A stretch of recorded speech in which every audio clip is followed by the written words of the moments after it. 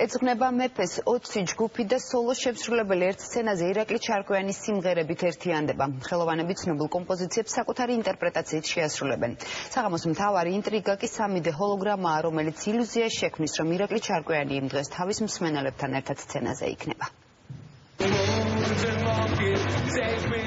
Wooden Monkey მეფის მუსიკაში ნიკა კოჩაროვის საყვარელი სიმღერაა.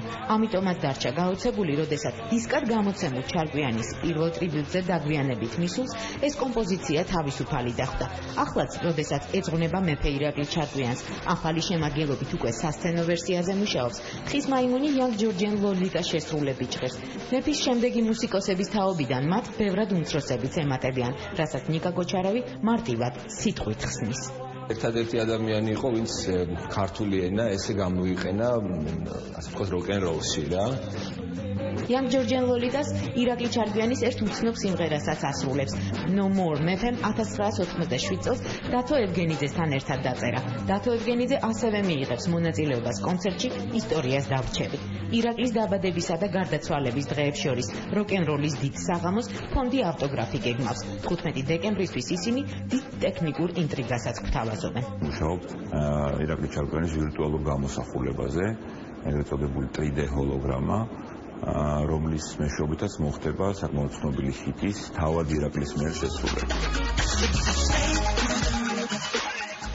2014 წლის 18 მაისს, ანუ ამ კონცერტის დღეს, ჯექსონი კარგახნის გარდაცვლილი იყო. ლას-ვეგასის გრანდ არენაზე შეკრებილებს ეს რომ დანამდვილებით არ ცოდნოდათ, ეჭვიც არ შეეპარებოდათ, რომ მათ წინაშე მაიკლი იდგა. 3D ჰოლოგრამა Billboard Music Awards-ზე მაშინ პირველად გამოიყენეს. ირაკლი ჩარკვიანის პროექტზე კი ქართულმა კომპანიამ იმუშავა. ავტოგრაფი დარწმუნებულია, რომ კიდევ უფრო დახვეწილი ტექნოლოგიების წყალობით ჩვენი მეფის გამოსახულება პოპის ამერიკელ მეფეზე ბევრად დამაჯერებელი იქნება.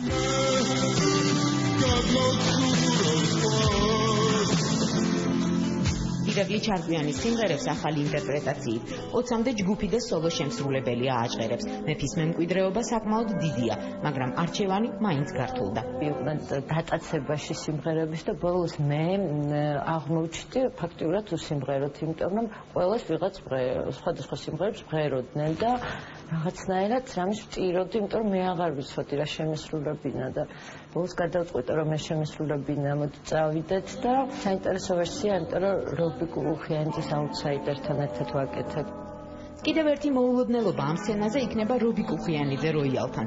მუსიკოსი ამ ინსტრუმენტზე დაკვრას შეიძლება ითქვას ამ წუთებში რადიო უცნობი სტუდიაში სწავლობს. იმ დროს ვისწავლე ირაკლის ხათრით როიალზე დაკვრას. პრეტენზია არ მქონდეს არც ერთ ჩვენთანაც ვინც აკეთებთ, რომ იმაზე მაგარი რამე შევქმნათ, მაგ ხდება ერთ ეპოქაში ერთხელ.